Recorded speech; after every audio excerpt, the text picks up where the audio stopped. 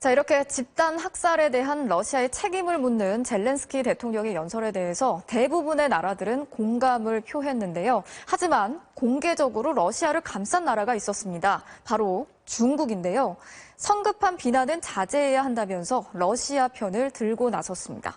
베이징에서 이혜인 특파원이 취재했습니다. 젤렌스키 우크라이나 대통령 연설에 안보리 이사국들은 박수로 격려했습니다. 하지만 중국은 달랐습니다. 참혹한 영상은 우크라이나가 조작한 것이라고 주장한 러시아 편을 들었습니다. 都应基于事实，结论得出之前，各方应保持克制，避免无端指责。 중국은 유엔이 러시아 규탄 결의안을 냈을 때마다 모두 기권했고 러시아에 대한 경제 제재도 반대해 왔습니다. 국제사회에서 러시아의 버팀목 역할을 해주고 있는 겁니다. 包括中国在内的各国同俄的正常贸易往来已受到不必要损害，还有一些势力企图。 중국 입장에서 우크라이나 사태는 중국에 대한 미국의 압박을 분산시키는 효과를 가져왔습니다.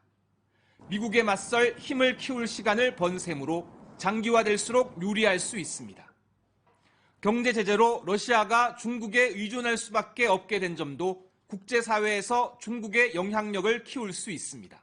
中俄合作无上限，我们争取和平无上限，维护安全无上限，反对霸权无上限。 인도 역시 그동안 러시아의 우크라이나 침공에 침묵했지만 이번 부차 학살에 대해선 규탄하는 목소리를 냈습니다. 중국이 러시아를 감싸는 건 미국에 맞서는 한 배를 탔다고 생각하기 때문일 겁니다. 하지만 전쟁 범죄까지 방관하고 있다는 비난은 피할 수 없을 것으로 보입니다. 베이징에서 MBC 뉴스 이혜인입니다. 중국은 러시아의 우크라이나 침공에 대해서 여전히 중립을 표명하고 있는데요. 중국의 일부 누리꾼들이 우크라이나에 대해서 조롱과 악플을 쏟아내면서 반중 감정이 악화되고 있습니다. 우크라이나에 남아있는 중국인들은 중국인이라는 신분을 감춘 채 지내야 할 정도라고 하는데요. 베이징에서 조희영 특파원이 취재했습니다. 우크라이나에 체류 중인 한 중국인. 哎呀，现在又要躲防空洞了。 러시아군의 폭격에 급히 방공호로 대피한 상황. 또 다른 불안감을 토로합니다. 很多学生都不敢他妈的在地铁里面待了。有人直接问他们你们是哪国人，然后他们说我们是 Japanese， 我们连自己是中国人都不敢说。 중국 관영 매체 CGTN은 최근 우크라이나 내 반중 감정이 악화되면서 자국민들이 중국인 신분을 감춘 채 지내고 있다고 보도했습니다. 일부 누리꾼들의 전쟁에 대한 자극적인 발언과 조롱이 원인이 됐다는 분석입니다. 러시아의 침공에 대한 옹호부터 现在俄罗斯出来一边暴揍美国的小弟，一边大嘴巴子扇美国的脸，我还不能叫一声好了？现在连傻子都知道中俄是背靠背的朋友。 우크라이나 미녀들이 중국으로 올 기회다.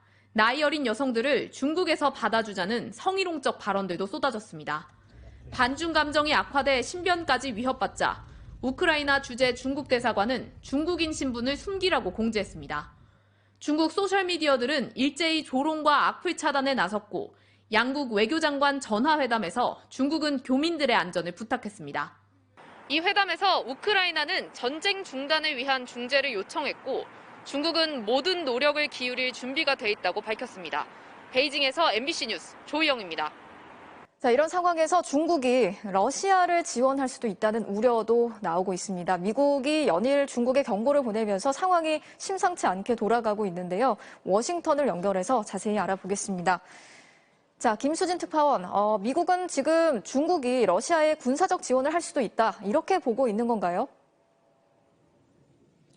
네, 미국이 공식적으로 밝히진 않았습니다만 중국을 향해 연일 경고를 보내고 있습니다. 경고의 강도도 점점 세지고 있습니다. 마침 백악관 제이크 설리번 국가안보보좌관과 중국 양재츠 외교 담당 정치국원이 이탈리아에서 만났습니다. 작년 11월 이후에 예정된 약속이었는데 시점이 공교로웠습니다. 러시아가 중국의 지대공 미사일부터 전투 식량까지 다양한 지원을 요청했다는 보도가 나왔고요. 중국이 러시아에 대한 지원 의향을 표시했고 미국이 이 정보를 동맹국에 전달했다는 소식까지 전해졌습니다. 우리나라도 받았다는 말이 나왔죠.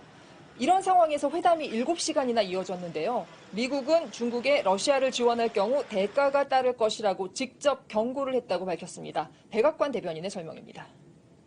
They only make up 15% or 15 to 20% of the world's economy. The G7 countries make up more than 50%. So there are a range of tools at our disposal in coordination with our European partners.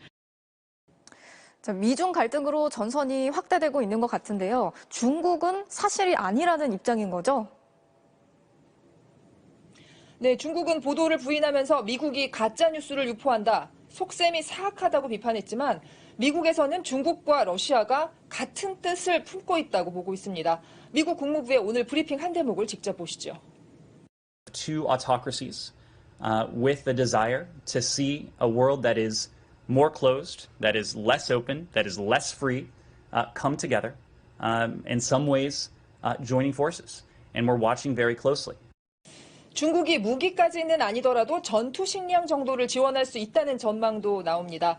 중국이 실제 행동에 나설 경우 미중 간으로 확전은 피할 수 없을 겁니다.